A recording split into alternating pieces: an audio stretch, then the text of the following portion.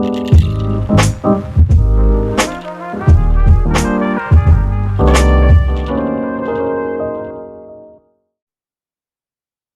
everyone. It's Emmi Fortin. Welcome to Candid, where I talk to everyday people about their relationship struggles and situations, what they learned, and how they moved forward. So today I have my guest, Danielle, who is here to talk about the importance of going inward when you're trying to make decisions about your relationship. Danielle was in a very long relationship, and she had to really decide what she wanted to do with the course that her life was taking her on. So welcome, Danielle. Welcome. Thank you. Thank you very much for having me, Emmy. I appreciate you coming to chat about this with us today. So why don't you just tell us, Danielle, what would you say is the most important thing that you learned throughout your whole relationship experience in this particular case, that you feel has really changed your life? There's actually been a couple of real key takeaways for me and kind of where I'm moving on in the next phase of my life. And the biggest one is that powering through is not a long-term solution when you're dealing with difficult situations. It's really okay and very important to just pause and to really listen to yourself. Um, the other is that just time passing is not the same as healing. That was a very big takeaway for me, that healing is actually a very active process, sometimes more than others. And finally, the final one, maybe actually the most important one, is that I'm already a whole unit by myself. This idea that we find somebody that completes us, I think is sort of a bit of a myth we've been sold, because we already are a whole person as ourselves. Okay, so those are three really, really powerful kind of lessons. And I would love to dive a little deeper, especially into that first one. If you could kind of explain what you mean by powering through. What do you Sure, mean by that? sure. Yeah, no, powering through for me is kind of, I'm always been a list maker and a doer. And so when you hit a problem, it's about finding a solution and moving forward. And when things get tough, we just keep going. And that really was a big theme when my relationship was breaking down, was like, we just keep powering through this. We just keep, there's a solution here. We just keep moving forward with this. And it really didn't give me that chance to sort of actually pause and reflect about, has the past changed? Do I need to do something different? What is it that I really want now? Because sometimes the old dreams aren't necessarily the things that are right for us moving forward. And in this case, I think the relationship, in a sense, ended up running its course. And it was, the powering through didn't really give me a chance to sort of pause and work through the grief of it. So I learned kind of the hard way with that. It kind of, I think, slowed the healing down a bit, because I wasn't listening to myself enough. So that's really interesting, that little last piece that you said, because one of the things that I say often on my social media and I tell my clients is that just waiting for time to pass, as you said, doesn't really equal healing. Just trudging forward doesn't really mean you get over someone or a situation. It just means that you moved on from it. And Mm-hmm. so especially since I know that you were in a very long-term relationship, when you have that, commitment to the other person and you're doing things as a team, you're like, well, we just got to keep moving forward, which is a good attitude to have. You don't want to dwell in the past, but both people need to truly have time and space to process the experiences as well. So, Yeah, yeah. no, that's 100%. And I think that's one of the things I realize, is that when things are okay, you might be on the same path and moving in the same direction. And sometimes when things happen, in my case, we ended up having a very big thing. My husband at the time was injured on the job, and it caused a really life altering injury for him that changed the course of his life. He was in chronic pain, and I get that. What he was dealing with totally changed, and his focus changed. But I really learned that we don't always grow through difficulty in the same direction. I think how we deal with it and how it molds us, um, can change then the path of your life. And that powering through that, of thinking, we'll just keep with the same plan that we were working on and keep in that same direction. It's almost like it just, the suit didn't fit anymore. And by just trying to do that, I didn't really listen to the knowing, I think, in myself that I knew. And I think what he was dealing with was so just absolutely catastrophic for him. He wasn't in a place to be like, look, let's just call it quits on this. So yeah, yeah, Yeah. definitely. And so the fact that you said not taking that time and space to process, to really work through the issues rather than just trudge through or plow through them, that can really affect the story that you create around your situation too, which this kind of came up when you just said it really changed the course of his life, as any huge life trauma like that would. But it makes me think of, interviews I've heard and people talk about when they've had really, really huge things happen to them in their lives. How come some people can come out of those situations more resilient and be like super successful, and then other people can have that same type of situation happen and it just like completely is devastating to where their life ends up going. And it could be that story that you create around the situation and what you're going to do with it. And so by not taking that time to process and heal, you could actually be holding yourself back and hurting yourself. Oh, 100%. And actually, I think that is such a key, is realizing that everything we go through is a story, and that it, it- so what we say to ourselves about that situation creates that story. And I know I myself had a lot of story around what I sort of thought my life would look like and how it would unfold. I got married very young. It's like I had met my soulmate, and like tick, that was ticked off the list. And now I could do all these other things I wanted to do. And, this change in the relationship was never on my trajectory of, then I'm going to be going through a divorce, in my early 40s, and I'm going to be reinventing myself and having all these big changes. And I really had to shift the story, and that was a big part of my learning and my growth. And um, actually became everything, because I realized how much I had inside of me that was an old story that I was holding on to as an absolute truth. Like, that is just a solid truth, no matter where you're in life, this is what it looks like. And when I realized I could let go of that, that was so empowering. It was scary, because what do you replace it with?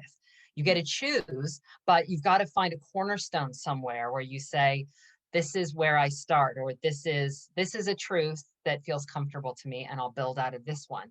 So that's really where I think the learning to listen to yourself and turn inward is so incredibly important, because it's, what do you want your personal story to be?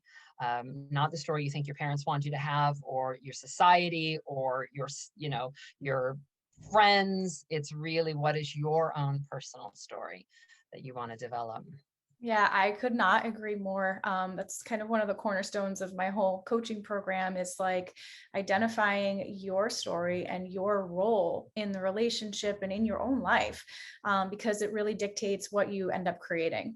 I think a lot of people just kind of think that relationships happen, and if you're not being active about what you want to create, then you're right. It's that inaction is going to dictate where the relationship goes. And so it is important to bring awareness to that story you're creating in your mind about your situation, about you, where you're going to be, and all that stuff.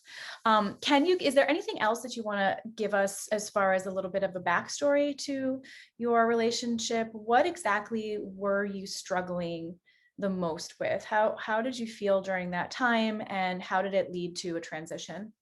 Sure. I think when the relationship started breaking down, I mean, it was just such a mix of emotions. There was grief with how my life was changing, and hurt around the suffering that this person that I love so much was going through, but also just an absolute sense of feeling lost, of what now, what next.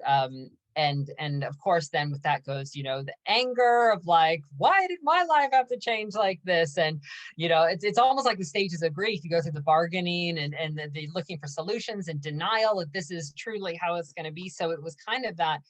I really, in looking at hindsight, I think a relationship dying or ending is experiencing a death. It's not necessarily a physical one, it's an emotional one. But I can look back on that now and realize I was going through all the stages of grief with it. And I didn't know that at the time. And I think sometimes not understanding that almost makes it more difficult, because when you can kind of put a name on something or put your finger on, this is what it is, and this is sort of where that sits, it kind of makes things make sense. And I just knew my emotions were all over the place, and some of it was just so heavy. And because it went on for a while, I think it took about 3 years for the overall total breakdown.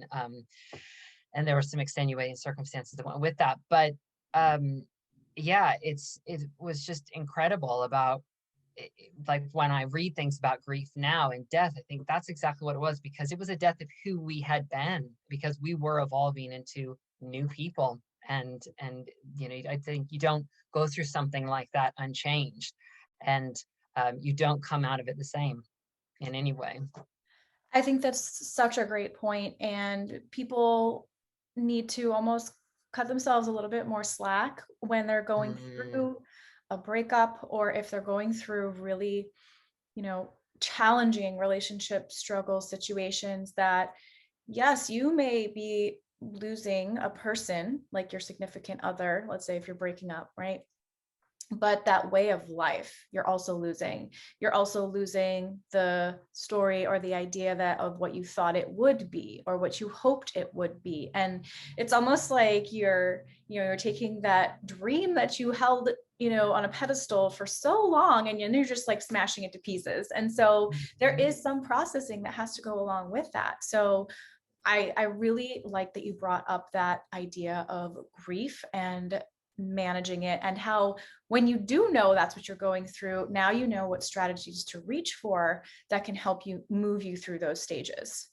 Yeah, Yeah. absolutely. And I think it helps me feel a bit kinder and more loving towards myself, because it lasted so long. It took such a long time to truly, I think, be over it. And when I think about someone going through a death of a loved one, in a sense, you almost never truly get over it. You learn to live with that. And I think I've sort of realized a very important relationship ending is the same, whereas I can't just forget that that part of me ever existed. So I'll always carry that with me. And then there will be the pain that sort of went with it. The pain lessens, but it's almost like it leaves an imprint. And I've learned now that that's okay. And it doesn't catch me off guard anymore as much, because now I sort of see that as like, that's a little bit of a scar from what happened, but it's not like a life-threatening one, or it's not one that prevents me from functioning anymore. But it's there, that happened. And I think just learning to be gentle with ourselves about that, because we all, I think, carry them. I think there's very few people that truly go through life untouched by a sense of loss like this in one way, shape, or form. Right. Oh, for sure. And I know when I was struggling, in a relationship, I was very hard on myself as far as like, why can't I just get over this? And I think a lot of Mm, people get frustrated, especially you seem like a type A person, you're like, yeah. ding, ding, ding. I like to do things. I'm the same way. I love a plan. I like goals. And so it is very frustrating Mm, when you're expecting yourself to be able to kind of just like, what is wrong with me? Like, why yeah. am I stuck here? Why can I not move on? It's just a breakup, or it's just, whatever. So, Mm, that piece of self forgiveness and being gentle is huge to be able to heal and move forward. So, what were some of the things that you did in order to transition? So I know that, let's just let people know, I know that ultimately the breakdown did lead to you making a decision, right? So tell us a yeah. little bit about that, and then how you made that transition, like the strategy Um, to get through it.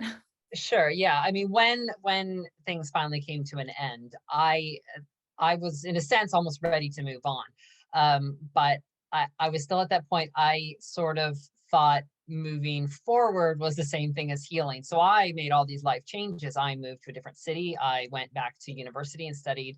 I went to art school, which is something I'd always wanted to do. So I'm ticking all these other boxes in my life of like, this great. I started dating, um, but I wasn't actually healing. And in fact, I was actually suffering from anxiety, a lot of anxiety. And I think it was all that buildup of everything I had been through. So so the healing took me a while because I wasn't truly tuning in, I think, with what was actually going on with me. So I started a new relationship, and this anxiety, it took me a while to identify that's actually what it was, because I was almost in that fight or flight all the time. And I kind of got to a point where I just thought, I know that I was happy once upon a time. So I know that my body knows how to feel happiness. So that's not a problem, but why can't I feel it? Why am I not feeling any better? I've made all these changes. I've done all these things that I thought would give me this whole new life. And I was just grasping at straws at that point. And I remembered I had bought this book like 20 years ago, and it was a mindfulness book. And it was written by this Vietnamese monk. And there was one little section where he talked about a moving meditation. And I tried meditating and just sitting still, and I really struggled with it. It didn't really resonate with me. So this whole idea of a moving meditation, and he used it with walking. And because I've been to art school and I love textiles, I love to stitch. So I sat down with a piece of thread and a needle and a little bit of fabric, and I just went inward. I just like literally, tunnel vision, tried to make as small as possible. I'm just focusing on this. And that was actually the starting point of me finding a bit of inner peace in myself. It was almost like, for just this moment, this one moment, everything else in the world I can let go. It's just going to be me and this thread and this fabric. And I kind of went, oh, it was this exhale. And I thought, okay, that there's a place inside of me that feels peace. There's a place inside of me that is not anxious.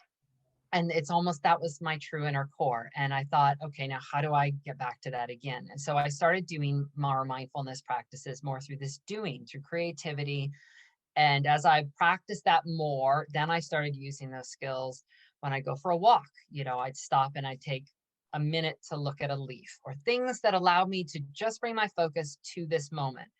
And all my anxious thoughts had a moment to still. And I realized that through all the suffering that I had been through with the relationship breaking down, I'd sort of almost trained my brain that that was my normal. And this was a chance to actually create a new normal, one of a place of like focus and calm and being centered and sort of looking inward. And when I started doing that, I started also realizing that I had this inner voice, kind of like my true voice, saying, this is what makes you happy, or this is what you want.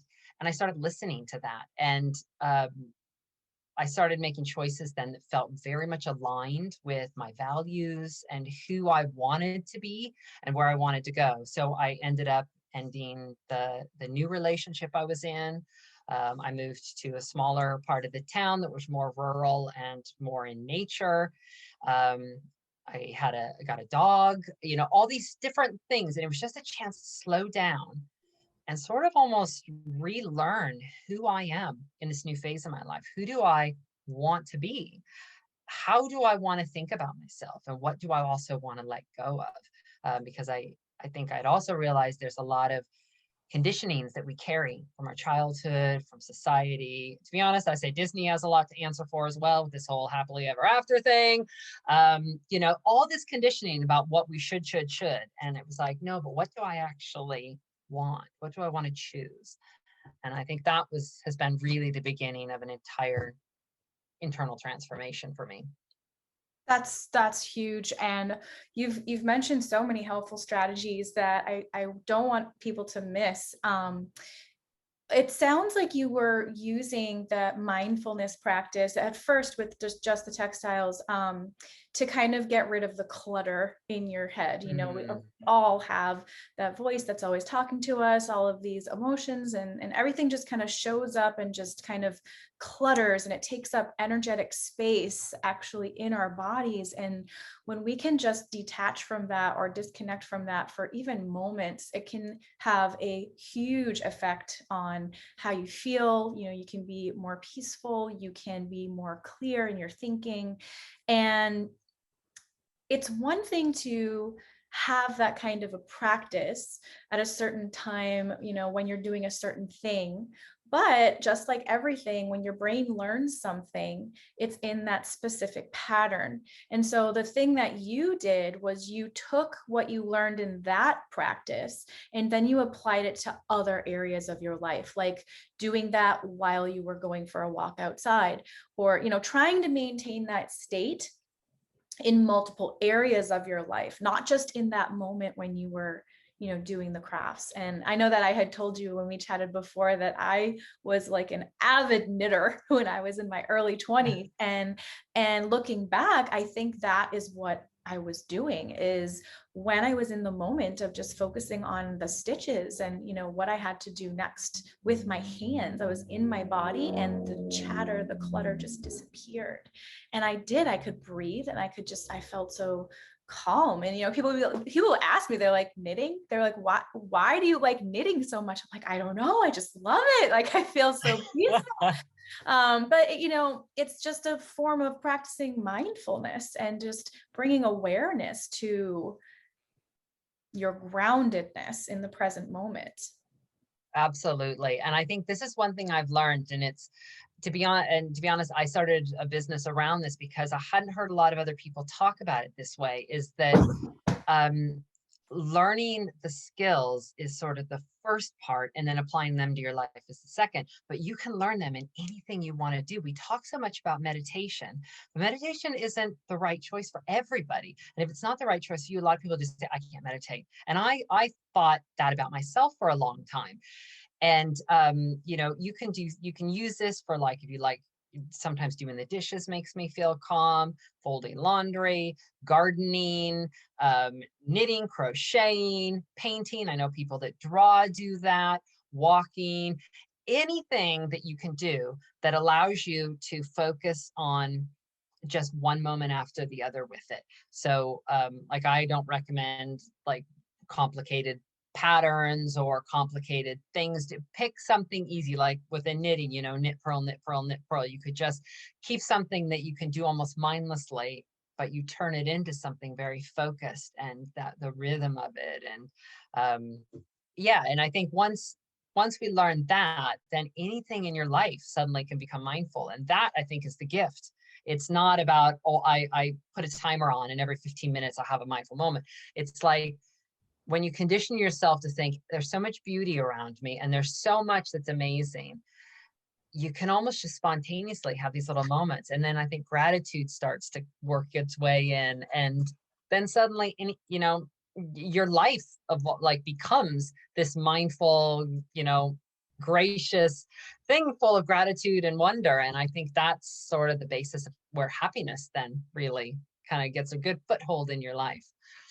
Right, because you're working a lot more towards what you want and who you want to be versus all of your problems and what you don't want and who you don't want to be. Because, you know, laws of manifestation and laws of attraction are whatever you focus on, you draw more to yourself. So the less you're focusing on all of that, you know, problems and chatter, then the less you will attract of it. Now, I know I looked distracted, but I'm curious because I didn't get to ask you, do you remember what the book was or who the monk was? Because I have two books by an author, Anthony DeMello, and they were very similar. They were about mindfulness and walking meditations, and I loved them. So I was curious if this is the same book that Oh, you were no, referring it's not actually, but I'll have to give that a look.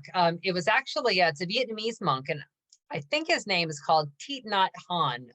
to. Okay. And I think the book that I have is called Peace with Every Step, I believe. I'll need to get that. I should have gotten that out. But yeah, no, I'll have to look up that as well, because I Okay, think, and yeah. it's just so interesting. There's so many different ways people write about mindfulness, and a lot of it comes from, I think, people's own personal experience with it. So I think the more that we're aware of just the variety of ways you can approach it, the better, because there's something for everybody. Then Right. it doesn't, I don't like the idea that it's this way or no way. So For sure. And I love that you also brought up that there's no, right or wrong way to do it. And there's so many ways, because I think a lot of times when people hear the word meditation, they think of, monks sitting Indian style, like this chanting mm, Om. And that's not necessarily how you can achieve this state of, inner balance and groundedness and everything. But I would love for you to tell us just a little bit more where you're going with your arts and your craft, kind of, because you're creating a business around it. Is that true? yeah, yeah, thank you. So yeah, I created a business called Making Blue Sky. And the kind of the premise around that is that in meditation, in a sense, the sky is sort of the vastness, and everything is sort of where we're moving towards. And the clouds are just our thoughts, and we rearrange the clouds all the time. So it's all about making that blue sky in your life. So I'm doing that, which is all built around mindfulness and making. And right now I'm focusing on mindfulness and stitching, and I'm going to have a product launching very soon, hopefully by the end of the summer, which are kindfulness cards. So there'll be cards that you can stitch into and then pass them on to someone else. And there's a whole guided element around all of that. So yeah, so it's still early days, but it's just really exciting because it's something that feels so aligned with how I want to show up in the world and what I also want to leave behind. That's awesome. I love that you're using what you learned to now help other people kind of achieve this similar thing. So that's something I know I would be super interested in. So, and also the fact that you can give your finished product to someone else and it'll be kind of a beautiful piece that they can either just have or display or whatnot. But Absolutely. so Danielle, what would you want your kind of words that you would leave anybody watching this or listening to this conversation? What would you want to leave for kind of your last thoughts? Oh gosh. I think the biggest thing is just to celebrate that no matter where you're at and what you're going through, you are already whole, and you already have everything inside of you that you need. It's just about either being patient with it or allowing it to unlock when it's ready, or learning to listen to it. But it's all there, you know, and there's always something to be learned from what we're going through, whenever, whatever shape or form it is. But I think that's the biggest thing. You already have everything you need, so just trust yourself with it, and you will survive it and Those are thrive. Yeah, no, Yeah. very insightful, because sometimes when you're overwhelmed with your situation, you can feel like you're drowning and Mhm. you want to just keep on grasping for anything possible to like keep you afloat, right? But a lot of times that is outside of yourself. And where it's completely healthy and good to have a support system and other people who love you and can help you, ultimately you are going to need to do that inner work, and you are going to need to dive inward in order to kind of come out the other side and really advance forward and thrive versus just trudging through, right? Absolutely. Absolutely. Awesome. So tell us, where, do you have any socials where we can find you and your new business? Yes, so I'm on Instagram and Facebook at Making Blue Sky, and I have a website coming soon, which will be makingbluesky.com. Awesome. So I'll put that in the description for anyone who might want to get in touch with you. And thank you so much for your time and for sharing your story with us today. Oh, well, thank you so much for having me. It's been lovely to chat with you. All right. I'll talk to you soon, Danielle. Hey, so an important topic that we talked about today was the importance of not using distractions to help you kind of trudge through your situation. So, if you are constantly just trying to do other things as a distraction and you don't ever really take time to process your emotions, your situation, then you could end up moving through it, but you might actually still be carrying a lot of the emotional memory and things with you into other areas of your life and to future relationships. So one strategy you can use to stop just distracting yourself, but become a lot more grounded in the present moment and bring awareness to your intuitive self, is to practice different forms of mindfulness. Now, during the interview, I had thought of a couple of books that I had liked, and I found them. The first one that I really like is Awareness by Anthony DeMello, and he has a second book called Rediscovering Life. I did like Awareness more, but that's one resource that you can check out if you enjoy reading about mindfulness and different forms of awareness. But as we had mentioned, there are all different ways to practice mindfulness, even just doing kind of mundane everyday things like chores, like a craft, or in my case, I have used different forms of exercise like dancing. And I mentioned I also had done some knitting. So whatever that is for you, if you are just being intentional about it and staying mindful in the moment, really being present, then you're not using it as a distraction. And this can be helpful to putting you on your healing path. So please make sure to subscribe to the channel and get updates on every new episode that's posted. Like and share this video with anyone you think would benefit, and I can't wait to see you next time.